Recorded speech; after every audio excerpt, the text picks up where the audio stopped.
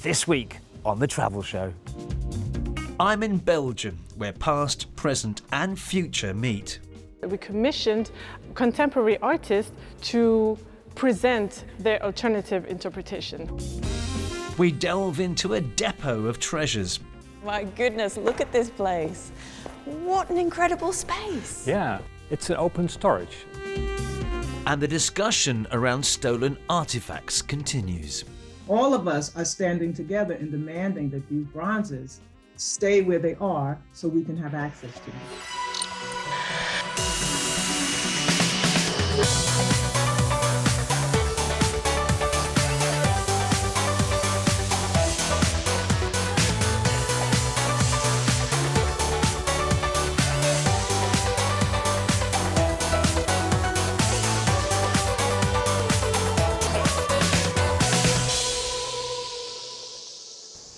Hello and welcome to The Travel Show with me, Rajan Datta. Now, it's widely believed that the first ever museum was built more than 2,500 years ago in Babylon, or modern-day Iraq. And now UNESCO reckons there are 100,000 of them throughout the world. But today, many museums are putting a lot of time and effort into thinking about how they can make their collections more engaging and more in tune with modern audiences. And that is what we're looking at in this week's show, starting here in Belgium. The Africa Museum in Tervuren, just outside of Brussels, is marking its 125th anniversary. And along with a range of events associated with that, the museum's taken the opportunity to reflect on its colonial past. 5 years ago, the museum underwent a massive renovation, removing problematic statues, changing the labellings around objects, anything that created a negative stereotype about Africa. Though some things couldn't be changed, like the enduring presence of the monarch who established this place. So here, this hall represents really the two discourses that are taking place in the museum. And you can see, if you lift your head, the name of the late King Leopold II encrypted in everyone's hall. But also, here you actually have an inscription that says in French, La Belgique apportant la civilisation au Congo. Belgium brought civilization to Congo. Exactly. Exactly. It's a very problematic one. How come these are still here, that plaque and that statue? That's a question that every visitor asks us. It's because the building is protected. It's part of the Flanders cultural heritage, so we cannot touch anything from the walls of the building. Right. So what we did is that we commissioned contemporary artists to present their alternative interpretation. So when the museum building says Belgium brings security, he has the image of a Belgian soldier that brings security with eyes in his back. And it's not just the text, it's as obvious as the colour of the statues. So here we have another inscription that says the wrestle with the snake. You do notice that the statue is black and the others are gold, because gold is seen as superior, as godly, and this is for someone who's inferior. The museum traces its origins back to when King Leopold II set up the International Exposition of 1897. As part of that, 267 Congolese men, women and children were taken by force to Belgium and exhibited to the public in fenced fake villages right here on this site. When Belgium gained independence from the Netherlands in the 19th century, the Western nations' scramble for Africa was in full throttle. Now, King Leopold wanted a piece of the action, but without the support of his own government, he had to win over investors and the public. The exposition was a huge success, and so began Belgium's long and violent history in the Congo. When I arrived here in 2001 as director, I found a museum that basically had not changed since 1956. Basically the year when I first visited the museum. As a child? And as a child, yeah. It was still a colonial museum doing colonial propaganda in all sense of the word. So full of stereotypes that the Congolese were basically violent with spears and with a very aggressive face. Do you think your generation, obviously not necessarily you, but do you think your generation carries some guilt in a way for letting this perpetuate, for letting this keep going, this old imagery, this old view of Africa?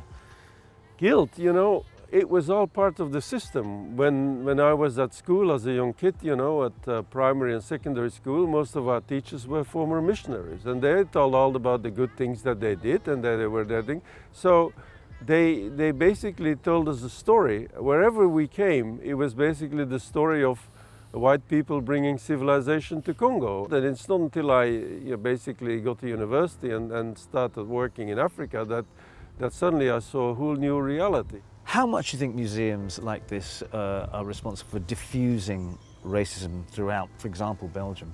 I mean, we realized that most Belgian children had their first encounter with Africa through a visit of this museum, either when they came with the school or with their parents or with their grandparents. And so for 100 years, that impression was basically one of stereotypes, and that Africa was good for to provide the nature, but we were superior in providing the culture. And from stereotypes you have prejudgments, and from prejudgments you have a certain amount of racism. But so now, last 20 years, our museum has been working very hard to restoring, to reparation things. When Guido started, 95% of Belgians thought that colonisation was a good thing.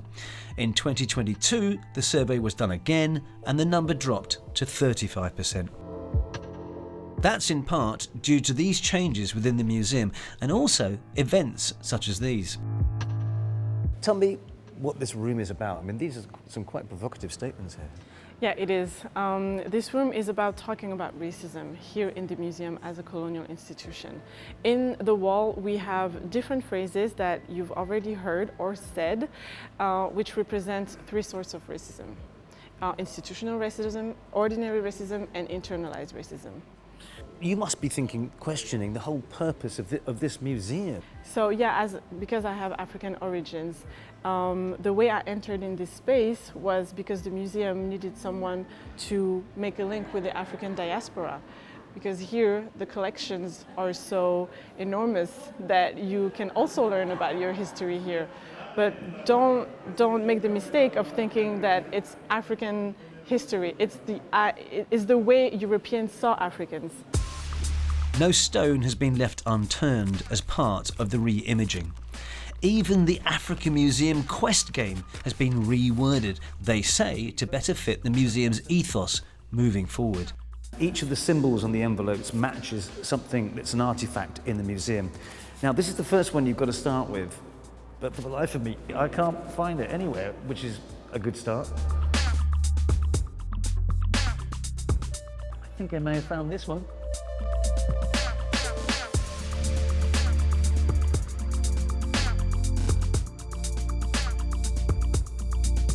So I've got to the end now. I've got to assemble these pieces in the right way, which then matches one of these envelopes.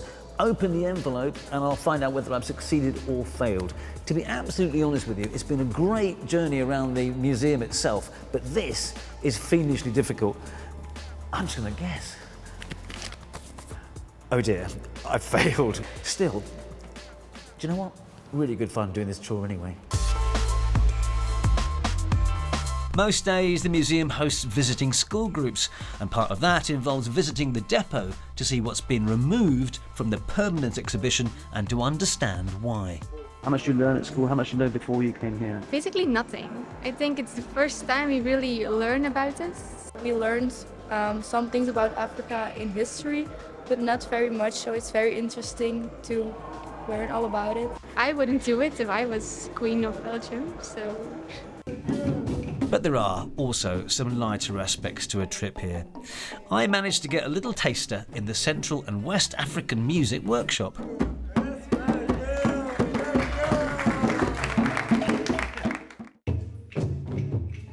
The museum cannot change the past, but through workshops like this and open discussions, it seems committed to help build a better future.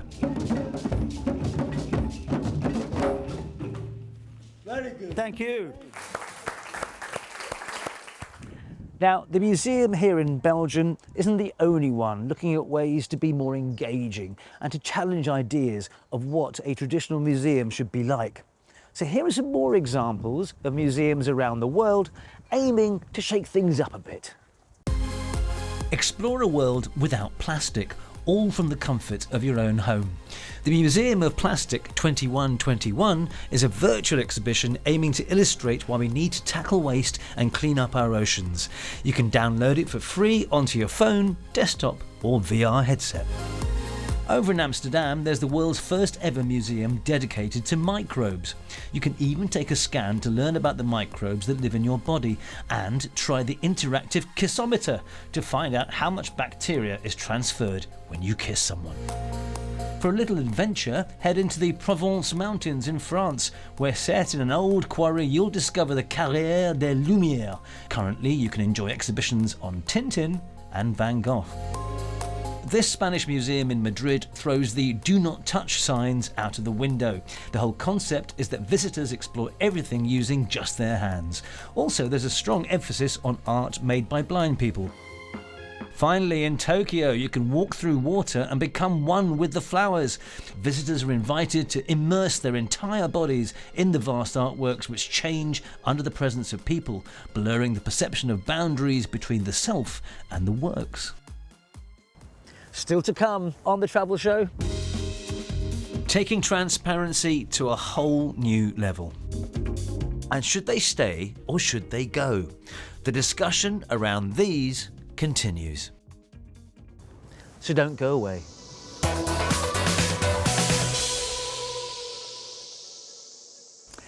Right now, we're heading just next door to the Netherlands, to the Dutch city of Rotterdam, which just happens to be Europe's largest seaport, but it's also gaining a reputation for adopting a radical new approach to looking at art in museums, as Krista found out last year when she went there for the travel show.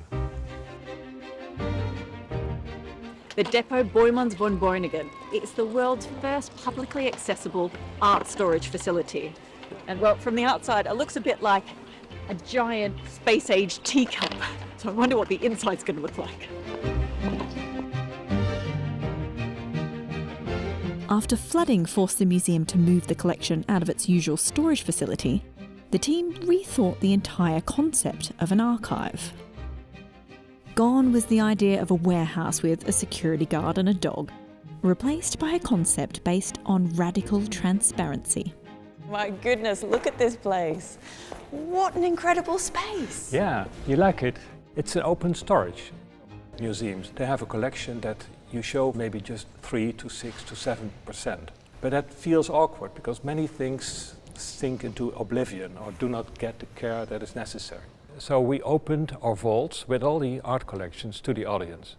And we show how we work with the collection to clean paintings, to restore things that are not in a good shape. It's the audience who's the owner, and we are the very proud caretakers. The access visitors have is remarkable. You can even request to see certain individual pieces of your choice. I found a group with their guide, and you have to have a guide when you come here because I guess they can't just let people loose among these racks of possibly priceless works. The only real limiting factor here is time. Because the environments are so strictly controlled, visitors are only allowed in certain rooms for a limited period. Even a small group can alter these delicately balanced conditions. This is very much a working building, where you get to see the inside story of a museum. The Depot isn't the only place reinventing its archives. The world's most visited museum, the Louvre in Paris, has just relocated its vaults to a huge high-tech campus in northern France. It's only open to academics, but claims to now be one of the biggest study and research centres in Europe. Meanwhile, London's V&A Museum plans to open Storehouse on the Olympic Park in 2024, putting hundreds of thousands of items on display for the first time in generations. One of the biggest joys of all this open access is the direct contact with the people whose job it is to look after the exhibits. It's made Ruben here a man very much in demand. Sorry to interrupt. Can I ask what you're doing, what you're looking for? A visitor asked us online if the frame is original or not. And is it? I don't think it is. I don't think it is. If you look closely, you see that it's white and not brown. If it would be an original, it would have been an oak frame.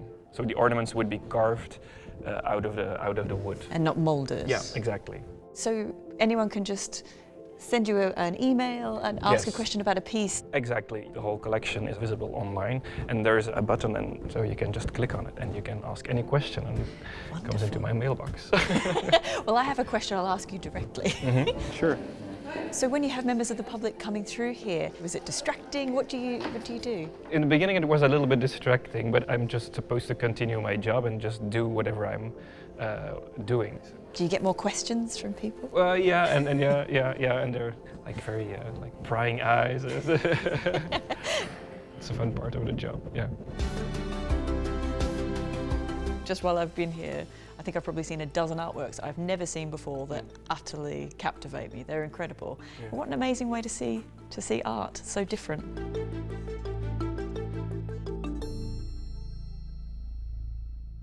Well, I think it would take me days to see everything, but what an intriguing concept. Thank you, Krista.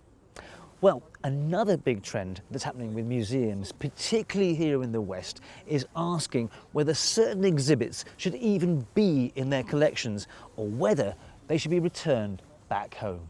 Just last summer, King Philippe of Belgium returned a rare mask to the Democratic Republic of Congo, which had actually been on display in this museum for the last 70 years.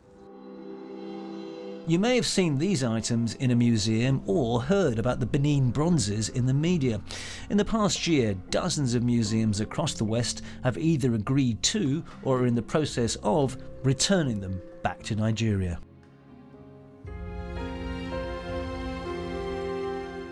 It's estimated around 10,000 pieces were taken by the British during a punitive expedition to Benin in 1897. The bronzes were then sold to institutions around the world. Now, there's no law in the UK which forces museums or other places to return stolen artefacts, but some institutions are doing it independently, like Jesus College, Cambridge. They were the first institution in the world to return a Benin bronze in 2021.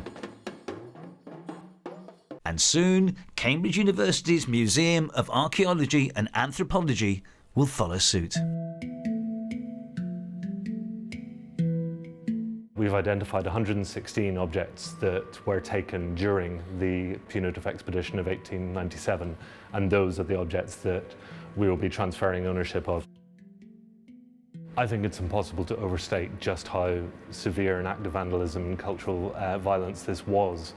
The heads that we see before us here were several of the objects that graced ancestral altars throughout the palace, and the purpose of those altars was very much to maintain the lineage, to maintain the kingdom. The plaques that had been removed from the walls throughout the city were visualizations of the Benin Kingdom's history and heritage, and those were all taken away in a wholesale export of this material, leaving very, very little behind. Tell me, why are you now, and only now, returning some of the pieces? I think it's the right time for these collections to go back. One might say it's long overdue. I think the main reason, the most recent reason, is that there has been a request from the Nigerian government, and we want the future retelling and care of these collections to be something that's really, really collaborative. However, history can be complicated, and there is one group, led by the descendants of those who were enslaved, calling for the bronzes to remain where they are.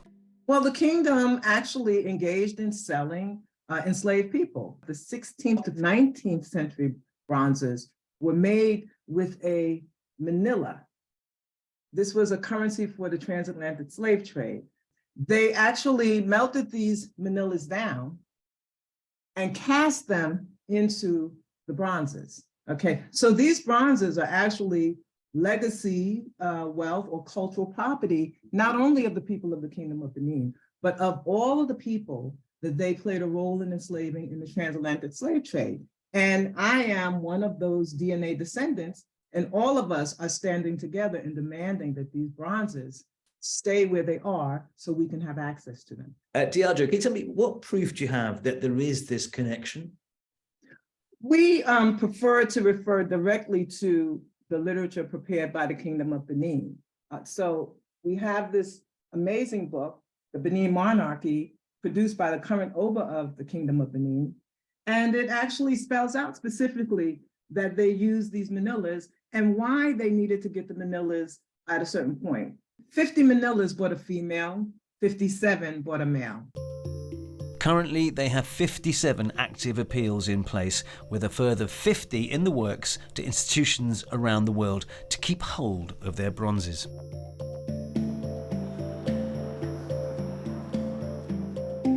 Although they don't have to be concerned about this place. The British Museum currently holds the largest collection of bronzes in the world, with no plans to return any. In a statement sent to the travel show, they say that the collections offer an important opportunity for audiences to understand the history of the British conquest of Benin City and to reflect on the impact of that period of colonialism. Undoubtedly, these points of view don't sit too well back in Nigeria. The whole world knows they are stolen properties. There is no place like home. By the time this object comes home, it's going to do a lot of things. It will heal the wounds. It will create more jobs for our people. It will create more tourists to visit our museums. And as for the diaspora's claims, Mark thinks they should come back to Nigeria too, with the bronzes. Meanwhile, plans are underway to build the Edo Museum of West African Art. It's scheduled to open in 2026, and that, they hope, will be filled with all the returned bronzes.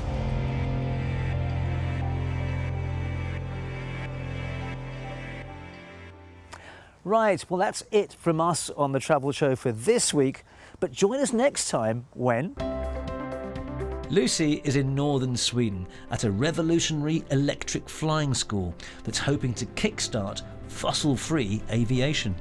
Rotate. There we go, that's fine. Less than that. Oh, we're pulling too fast. Yeah, we're in there. Eager. And don't forget, you can find us on social media in all the usual places, along with some other great travel content from around the BBC. But for now, from me and the rest of the Travel Show team here in Belgium, it's goodbye.